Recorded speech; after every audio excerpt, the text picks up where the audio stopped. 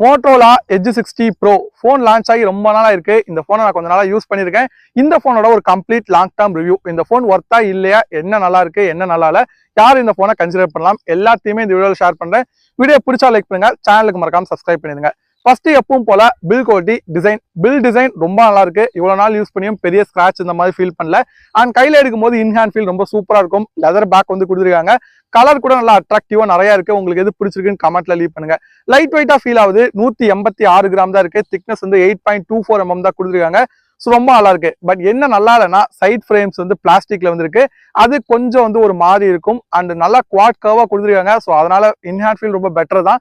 So ஓவரலா bill குவாலிட்டியில நீங்க எந்த காம்ப்ரமைஸும் கிடையாது. அதே மாதிரி IP68 69 ரேட்டிங் கூட இருக்கு. மிலிட்டரி கிரேட் ப்ரொடக்ஷன் இருக்கிறதாவும் சொல்லியிருக்காங்க. ஸோ ப்ரொடக்ஷன் வைஸ் நல்லா தான் இருக்கு. அண்ட் இவ்வளவு நாள் யூஸ் பண்ணியும் பெருசா ஸ்கிராச் இந்த மாதிரிலாம் எதுவுமே வந்து கிடைக்கல. நான் பெருசா கீழே போடவும் கிடையாது. ஸோ ஓவரலா பில் குவாலிட்டி வைஸ் இந்த போன் நல்லா பண்ணிருக்காங்க. அந்த இன்ஹேண்ட் ஃபீல் பிரீமியம்னஸ் இதெல்லாம் கன்சிடர் பண்ணீங்கன்னா கூட ரொம்ப பெட்டரான மோட்டரோல பண்ணிருக்காங்க. பெரிய டிராபேக்ஸ் கிடையாது. நெக்ஸ்ட் இந்த போனோட டிஸ்பிளே எக்ஸ்பீரியன்ஸ். டிஸ்பிளேன்னு பார்க்கும்போது இங்க 6.83 இன்ச்சுக்கான AMOLED டிஸ்பிளே வந்து இருக்கு. இது 1.5K resolution, 120 Hz refreshing rate இருக்கு. அண்ட் மேக்ஸிமம் பிரைட்னஸ் பாத்தீங்கன்னா 4500 nits வரைக்கும் போகும். இதெல்லாமே ஸ்பெசிஃபிகேஷன். பட் ரியல் வேர்ல்ட் யூசேஜ்ல இந்த டிஸ்பிளே எப்படி பெர்ஃபார்ம் பண்ணுச்சுன்னா ரொம்ப சூப்பரா இருந்தது. கலர் அக்யூரசி ரொம்ப பெட்டரா வந்து இதை நீங்க அட்ஜஸ்ட் கூட பண்ணிக்க முடியும். ஒரு சில பேர் கலர் ரொம்ப பூஸ்டா இருந்ததுன்னா அதை கண்ட்ரோலும் பண்ணலாம். நேச்சுரல் மோட்ல வச்சுன்னா இன்னும் உங்களுக்கு அக்யூரேட்டா வந்திருக்கும். ஸோ ஓவரலா இந்த போனோட டிஸ்பிளே எக்ஸ்பீரியன்ஸ் ரொம்ப பெட்டரா இருந்துச்சு. மல்டிமீடியா கன்சியூம் பண்றதுக்கும் சரி எல்லாமே நல்லா இருக்கு. டிஸ்பிளேல மல்டிமீடியா நல்லா இருக்கும்னா இன்னொன்னு நல்லா இருக்கணும், ஸ்பீக்கர். இங்க டால்பி அட்மாஸ்க்கான சப்போர்ட் வந்து கொடுத்துருக்காங்க. ஸோ இயர்பீஸ் உங்களுக்கு ஸ்டீரியோ ஸ்பீக்கர்ஸா கன்வெர்ட் ஆகுது. ஸோ ஆடியோ எக்ஸ்பீரியன்ஸ் இந்த போன் வேற லெவல்ல இருந்து நல்லா கிளியரான அவுட்புட் கிடைச்சது. ஸோ மல்டிமீடியா உங்களுக்கு ரொம்ப ப்ரியாரிட்டா இந்த போனை நீங்க கன்சிடர் பண்ணலாம். அது போக நம்ம சொன்ன மாதிரி கர்வ் டிஸ்பிளே கொடுத்துருக்கனால நல்லா உங்களுக்கு அந்த ஃபுல் வியூ எக்ஸ்பீரியன்ஸ் வந்து கிடைக்குது. ஸோ மல்டிமீடியா கண்டென்ட் கன்சியூம் பண்ணும்போது ரொம்ப வேற லெவல்ல பண்ணியிருந்தாங்க. ஸோ டிஸ்பிளே எக்ஸ்பீரியன்ஸ் இந்த போன் இன்டோர் அவுட்டோர் யூசேஜ் எல்லாத்துக்குமே ரொம்ப சூப்பரா இருந்து கேம் பிளே பண்ணாலும் சரி, மல்டிமீடியா கண்டென்ட் கன்சியூம் பண்ணாலும் சரி, அவுட்டோர் எக்ஸ்பீரியன்ஸா இருந்தாலும் சரி, எல்லாத்துக்குமே டிஸ்பிளே நல்லா இருந்துச்சு. இந்த செக்மெண்ட்டுக்கு ஒன் ஆஃப் த பெஸ்ட் டிஸ்பிளேன்னு இது ஈஸியா வந்து சொல்லலாம்.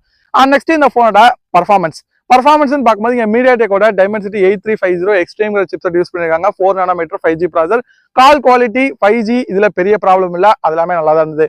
பட் இந்த போனோட பர்ஃபார்மன்ஸ் பார்க்கும்போது இது வந்து ஒரு நல்ல பர்ஃபார்மன்ஸ் தான், ரொம்ப மோசமானது கிடையாது. AnTuTu ஸ்கோர் பாத்தீங்கன்னா ஒரு 1.3 மில்லியன்ல இருக்கும். நான் இதுல 3D மார்க் வந்து ரன் பண்ணும்போது ஸ்டெபிலிட்டி ரொம்பவுமே கம்மியா இருந்தது, 40% கிட்ட. அதுவும் எப்படின்னா இந்த மாதிரி வின்டர் சீசன்ல, சம்மர்னா கூட அதை அக்செப்ட் பண்ணிக்கலாம், போன் ஹீட் ஆகுது அப்படின்னு சொல்லிட்டு. பட் வின்டர்லயே இந்த போனோட ஸ்டெபிலிட்டி ரொம்ப கம்மி தான். இந்த சிப்செட்டே ஸ்டெபிலிட்டி ரொம்ப கம்மி.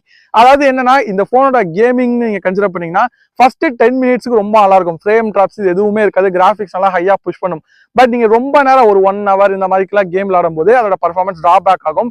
நீங்க ஃப்ரேம் டிராப்ஸ், ஷட்டர்ஸ் இதெல்லாமே ஃபேஸ் பண்ணுவீங்க. ஸோ அதுதான் இந்த போனோட டிராபேக். பர்ஃபார்மன்ஸ் நல்லா இருக்கு, பட் ரொம்ப நேரம் சஸ்டைன் பண்ணி இந்த பர்ஃபார்மன்ஸ் வந்து இருக்காது. ஸோ கேமிங்க்கு இந்த போன் கண்டிப்பா ரெக்கமெண்டட் கிடையாது. பட் கேஷுவல் கேமிங் வந்து பண்ணலாம். நான் 10 நிமிஷம் 20 நிமிஷம் தான் விளாடுவேன் அப்படிங்கிறவங்களுக்கு நல்லா இருக்கும். பெரிய பெரிய கேம்ஸ் இது ஈஸியா புஷ் பண்ணும். ஆனா ரொம்ப நேரத்துக்கு வந்து பண்ணாது. இல்ல நான் மீடியம் கிராபிக்ஸ் வச்சு விளாடுவேன்னா பெரிய ப்ராப்ளமே கிடையாது. நீங்க எவ்வளவு நேரம் வேணா பிளே பண்ண முடியும். ஸோ ஹீட்டிங் இஷ்யூன்னு பார்க்கும்போது பெருசா வந்து கிடையாது. ஏன்னா இந்த போனை நல்லா வந்து CPU த்ராட்டில் வந்து பண்ணிடுது. அதாவது நமக்கு போன் ஹீட் ஆகிற மாதிரி இருந்துச்சுன்னா அதுவே பர்ஃபார்மன்ஸை கம்மி பண்ணிக்குது. ஸோ எல்லாம் பர்ஃபார்மன்ஸுங்கும் போது இஷ்யூ பெருசா வந்து கிடையாது. ஹீட்டிங்குமே பெருசா வந்து இல்லை. நெக்ஸ்ட் இந்த போனோட கேமரான்னு பார்க்கும்போது பின்பக்கமா வந்து 3 சென்சர் வந்து கொடுத்துருக்காங்க. 3மே உருப்படியான சென்சரா இருக்கு. ஸ்பெசிபிகேஷன் பார்க்கும்போது primary sensor 50 MP Sony Lytia 700 1.8 அப்பச்சரோட இருக்கு. ஆப்டிகல் இமேஜ் ஸ்டெபிலைசேஷன் கொடுத்துருக்காங்க. அடுத்து 50 MP அல்ட்ரா வைட். அடுத்தது வந்து 10 MP டெலபோட்டோ. செல்ஃபி கேமரா 50 MP இருக்கு. ஸோ இந்த போனோட போட்டோகிராஃபி ரொம்ப சூப்பரா இருந்தது. லோ லைட்டா இருந்தாலும் சரி, டே லைட்டா இருந்தாலும் சரி ரொம்ப நல்லா பண்ணியிருந்தாங்க. குறிப்பா சொல்லணும்னா இந்த பிரைமரிக்கும் அல்ட்ரா வைடுக்கும் பெரிய வித்தியாசமே இருக்காது. இந்த கலர் ஷிஃப்ட், டீடைல்ஸ் இதெல்லாமே ஒரே மாதிரியே இருக்கும் போட்டோகிராஃபி பொறுத்த வரைக்கும்.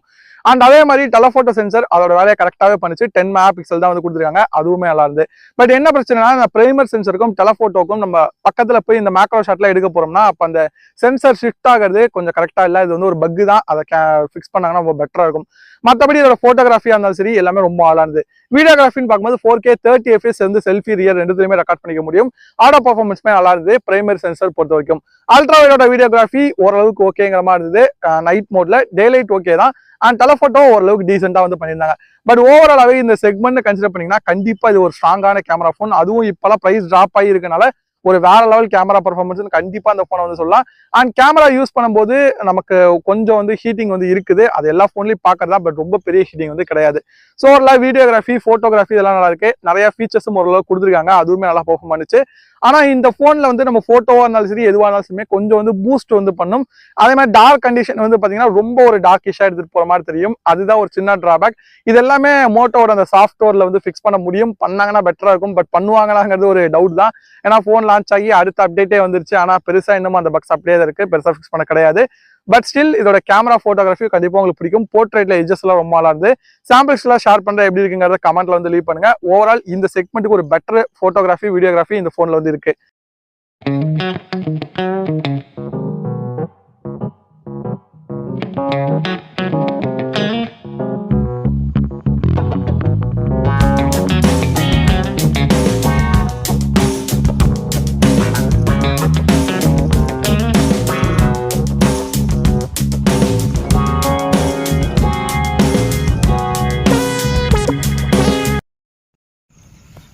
மோட்டோ எட்ஜ் 60 ப்ரோவில் 4K 60 fps எடுக்க முடியாது. 4K 30 fps வீடியோ தான் அது.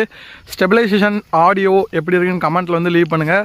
இப்போ நம்மளால் 3 சென்சருக்கு இடையில வந்து ஸ்விட்ச் பண்ண முடியும். இப்போ வந்து அல்ட்ரா வைட் வந்து போகிறேன். ஸோ ஃபீல்ட் ஆஃப் வியூ அதிகமாக இருக்குது. ரொம்ப க்ளவுடியான டே தான். டைனாமிக் ரேஞ்செலாம் நல்லா தான் வந்துருக்கு. ஸோ எப்படி இருக்குன்னு வந்து பாருங்கள். அல்ட்ரா வைட் இப்போ வந்து ப்ரைமரிக்கும் அல்ட்ரா வைடுக்கும் அந்த வித்தியாசம் பெருசாக நம்மளால் நோட்டீஸ் பண்ண முடியாது டே லைட்டில். அண்ட் இது வந்து டெலஃபோட்டோ, கண்டிப்பாக உங்களுக்கு வித்தியாசம் வந்து தெரியும். 3P1X. ஸோ குவாலிட்டி எப்படி இருக்குன்னு கமெண்ட்டில் சொல்லுங்கள். மோட்டோ எட்ஜ் 60 ப்ரோவில் செல்ஃபி கேமராவில் 4K 30 fps. இங்கேயும் நமக்கு வந்து ஸ்டெபிலைசேஷன் ஆடியோ இதெல்லாம் நல்லா தான் வந்து இருக்கும். ஸோ கலர்ஸ் வந்து எப்படி இருக்குன்னு பாருங்கள். சீனரியே ஒரு டார்க்கான சீனரி தான். எப்படி இருக்குன்னு வந்து பாருங்கள். 4K 60 fps video. இப்போ ஸ்டெபிலைசேஷன் குவாலிட்டியில் எப்படி இருக்குன்னு வந்து பாருங்கள். இப்போ ஃபோக்கஸிங் எப்படி பண்ணுதுன்னு பாருங்கள். ஃபோக்கஸிங் ஓரளவுக்கு நல்லா தான் வந்து பண்ணுது.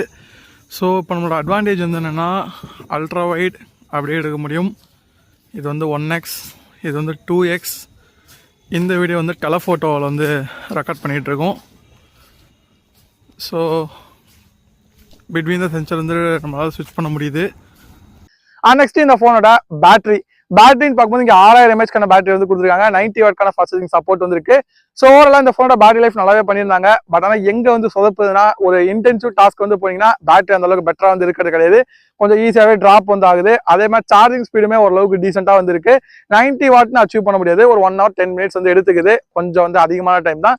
But still okay. பேட்டரி ஈஸியாக உங்களுக்கு 1 day கிடைக்கும். பட் நீங்கள் ரொம்ப இன்டென்சிவாக யூஸ் பண்ணீங்கன்னா கொஞ்சம் கஷ்டமாக இருக்கும். மாடரேட்டாக யூஸ் பண்ணீங்கன்னா 1.5 நாள் வரது கூட வாய்ப்பு வந்து இருக்கு. நெக்ஸ்ட் இந்த ஃபோனோட சாஃப்ட்வேர்னு பார்க்கும்போது இப்போ ஒரு அப்டேட் கொடுத்துருக்காங்க. Android 16 தான் வந்துருக்கு. இன்னும் 2 மேஜர் அப்டேட்டும் 3 வருஷம் செக்யூரிட்டி பட்ச் வந்து கொடுத்துருப்பாங்க. அது வந்து ஒரு ப்ளஸ் பாயிண்ட் தான். ஸோ ஓவரால் சாஃப்ட்வேர் அப்டேட்னு பார்க்கும்போது மோட்டோட ஸ்டாக் ஆண்ட்ராய்டு தான். சின்ன ப்ளோட்டோர் அப்பப்போ புஷ் பண்ணாங்க. ஆனால் அது எல்லாமே டெலிட் பண்ணிக்கிற மாதிரி தான் இருக்குது. பட் ஓவரால் எக்ஸ்பீரியன்ஸ் ரொம்ப பெட்டராக இருந்தது. பட் பக்ஸ்ன்னு பார்க்கும்போது கொஞ்சம் இருக்க தான் செய்யுது. கேமரா ஆப் வந்து இன்னும் பெட்டரான ஒரு எக்ஸ்பீரியன்ஸ் வந்து கொடுக்கல. சின்ன ஷட்டர்ஸ் நீங்கள் அங்கங்கே ஃபேஸ் பண்ணுவீங்க. மோட்டோ அதெல்லாம் ஃபிக்ஸ் பண்ணணும். பட் ஃபிக்ஸ் பண்ணுற மாதிரியே தெரில. எல்லா ஃபோன்லையுமே இது இருக்குது. ஸோ அதெல்லாம் ஃபிக்ஸ் பண்ணாங்கன்னா எனக்கு கொஞ்சம் பெட்டராக வந்திருக்கும். ஸோ ஃபைனலாக RAM அண்ட் ஸ்டோரேஜ் பார்த்தீங்கன்னா இது வந்து 8GB RAM 256GB ஸ்டோரேஜோட வருது. DDR5 RAM UFS 4.0. அதில் பிரச்சனை வந்து கிடையாது.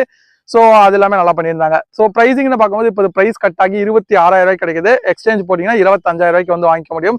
25,000 கண்டிப்பாக இது ஒரு வேற லெவல் ஃபோன் தான். உங்களுக்கு கேமரா ரொம்ப இம்பார்ட்டன்ட்னா கண்டிப்பாக இது ஒரு பெஸ்ட் ஆப்ஷன். கேமிங்னா மட்டும்தான் நீங்கள் வேற ஃபோனை கன்சிடர் பண்ண மாதிரி இருக்கும். மற்றபடி ஸ்டில் இது ஒரு பெட்டர் ஸ்மார்ட் ஃபோன் ஈஸியாக சொல்லலாம். ஸோ உங்கள் ஒப்பீனியன் கமெண்ட்ல லீவ் பண்ணுங்க. இந்த வீடியோ பிடிச்சா லைக் பண்ணுங்க. சேனலுக்கு மறக்காம சப்ஸ்கிரைப் பண்ணிருங்க.